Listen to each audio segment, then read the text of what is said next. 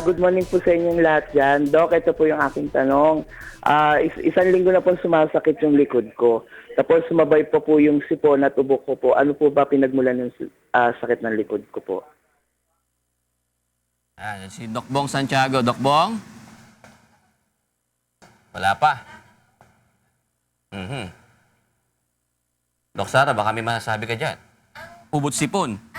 Masakit daw Okay. likod. Anong name ni Kuya? Sorry. Si Joseph. Hi, Kuya Joseph. Okay. Yung ubo mo muna. Yung ubo, meron bang plema or wala po? Actually, wala eh. Wala naman siyang ng plema. Pero sumisikip yung dibdib ko din. Okay. So, pero ang ang color po ng ng sipon puti po ba or may kulay ba siya, green or yellow po? Puti. Okay. So, mukhang po yan, kakaumpisa pa lang, tama po ba, Kuya Joseph?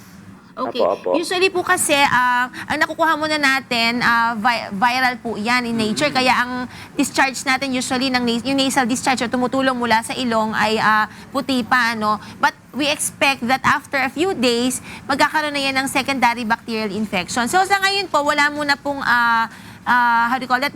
It's not necessary to take in antibiotics muna po kasi like what I've said, viral pa lang po yan. So ang importante lang, pataasin po natin yung immune system para wag nang mag-set in ang bacterial. So paano po gagawin yon? Of course, hydrate. Inom po ng maraming water.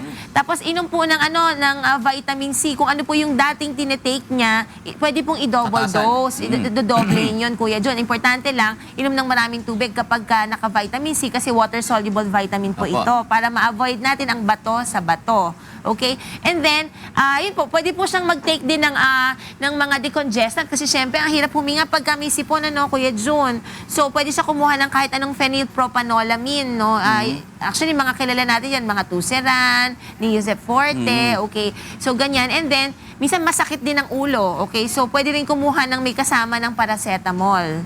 To avoid, kasi minsan pag ganyan nagsisipon, may pakiramdam kang sinisinat din, So, every 4 hours po ang inom niyan. Ngayon, kung may sa sipon po, ang take po niyan every 6 hours. And then, what else? Ano pa bang natin? Pwede. Ngayon, pag nag-iba na po ang kulay niyan, pwede na po siyang mag-take ng, antibiotic pag nagkaroon na ng kulay. Like, kahit mga amoxicillin po muna, first line muna of antibiotics. Make sure lang po, tapusin ang antibiotics for 7 days. Opo, kasi nangyayari, di ba yung iba, 2 araw, 3 araw, titigilan na. Bumalik na. Yes, but what we want to avoid here is the antibiotic resistance. Kasi next time around, hindi na po siya tatabla ng antibiotic na yan.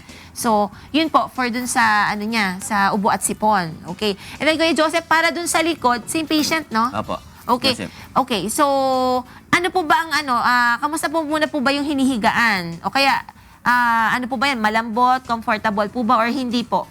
Hindi eh. Minsan mahilig kasi kung mahiga sa sa Semento? doon yung semento. Ito muna. Pero meron man akong banig na sinasapin doon sa semento. Pero po manipis po kasi ang ang banig, We expect, kaya rin nagsisipon.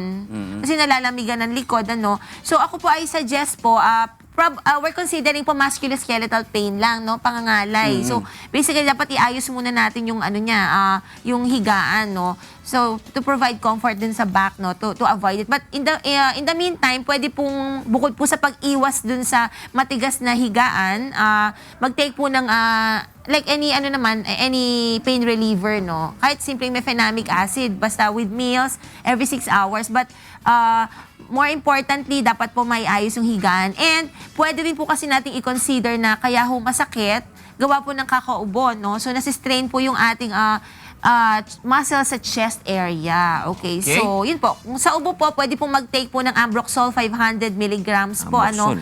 3 times a day or every 8 hours for 5 to 7 days po. Ayan. Tapos importante po, inom po ng maraming water, Kuya Joseph. Gets mo, Joseph? Opo. May tanong po po kayo? Doc. Maraming salamat Salamat po. Good Friday morning. Ito naman.